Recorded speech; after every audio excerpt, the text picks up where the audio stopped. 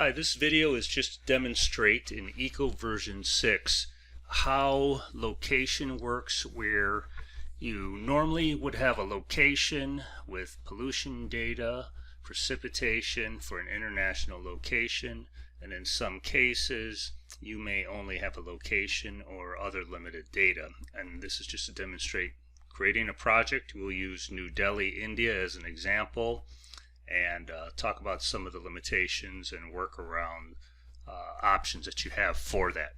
So before you start that, one of the things I like to do, if you're looking at what locations are available, is go to iTree database. I'm not going to go into great detail because I just want to try to make this rather quick, but underneath tools you'll see iTree database.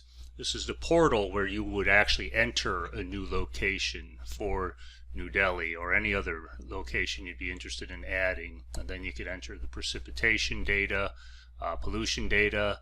This is where you can actually enter new species too.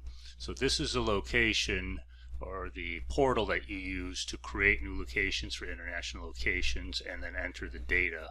And you can see here it can take up to 6 months for that whole process. The help menu here also will walk you through how to use this. So one of the things that you'll notice right here is iTree Eco already supports many locations around the world. Click here for a list. So countries that have been integrated, that are fully, well, what we like to consider fully operational: the US, Canada, Australia, Mexico, most of Europe, and I believe that's about it. So those are the ones that are fully integrated. Those would be up in this drop down, and those would be the countries that you'd mostly see here. So other ones that can be entered just by any individual are entered here. So you can see here's a location for Buenos Aires. Now you see here under pollution year, available pollutants, it's empty. So that indicates that they only have a location, but you're not going to be able to get pollution modeling, and that the precipitation modeling is going to be underestimated or not even estimated depending on what's available in global weather. So Eco uses global weather, and we'll see that when we create a project. And so if we scroll down here, you'll see that a number of locations here, Hong Kong. So somebody submitted all these locations using the iTree database, and then they provided locational information, and then they also provided pollutant information and then rainfall data for 2013. So if we scroll all the way down, we can see there's a number of places that don't have pollutant data or precipitation data. Tbilisi, Georgia, and then here is India. So this is the Dwarka location that somebody submitted. I believe this was a student who was working on a project, but at the time there was a time-sensitive project, a due date that had to be met and could not wait the 6 months, and then also had some difficulty finding the data needed to try to get this populated in time. So that's the thing to consider also, to have this location actually available with the pollution rainfall data updated in Eco, where you can actually use that for analysis work. However, it's very easy to create a location, and I just want to show you what that screen looks like when you go to iTree database. I'll pull a different screen over real quickly, and it's just a form. So when you go, this is again iTree database, and I just had this one ready. So these are mostly drop-down menus that you would have to populate with the information for a location that you wanted to enter here. You can see which is required. So these are the ones that are required, and this is just to give the location information that you need and some other variables, but many of these variables are optional once you get beyond this second panel.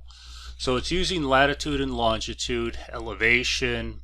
Population is mostly used for pollution modeling, monetary values in the US, and then the area of the location. And then climate region, and you can see here, you're really only able to match up your climate region with somewhere similar in the US based on this drop down. So you have a limited way of defining climate by saying it's most similar to one of these climate regions in the US. And in the help manual there's a little bit more information about picking that.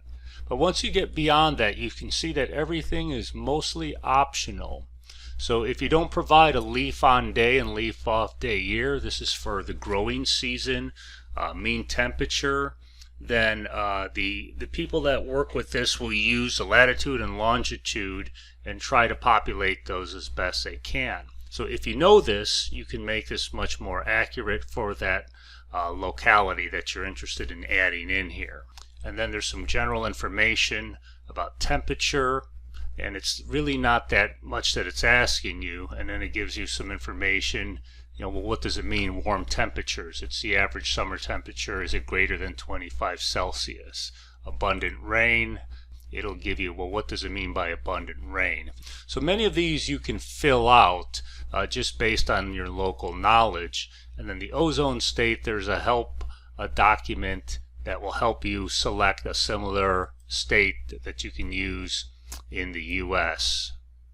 And so there's not too much to this. Generally, with a little bit of time, you can try to find some of this information to populate, and if you don't have it, much of it is not required, and you can still have a location entered and then later come back. And in the lower right here, you can see if you were to do this, then your next step, if you had precipitation or pollution data available, you could go ahead and do that. So that is what it would look like if you only had to enter in a location. So for many of these locations here, like Dwarka, that's probably maybe only a half hour to enter that. It still takes some time before this becomes available in Eco, but again, no pollution or precipitation, so we're just going to be using local National Climatic Data Center global weather, and that generally does not have accurate precipitation data. So when you submit precipitation data, it really is just rainfall that is then merged with the global weather.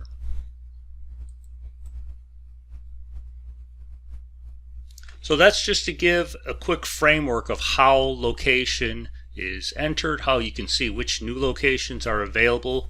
This is not OWIS as current. We just had an update maybe about 2 weeks ago, and so I know that there are actually 2 new locations in India.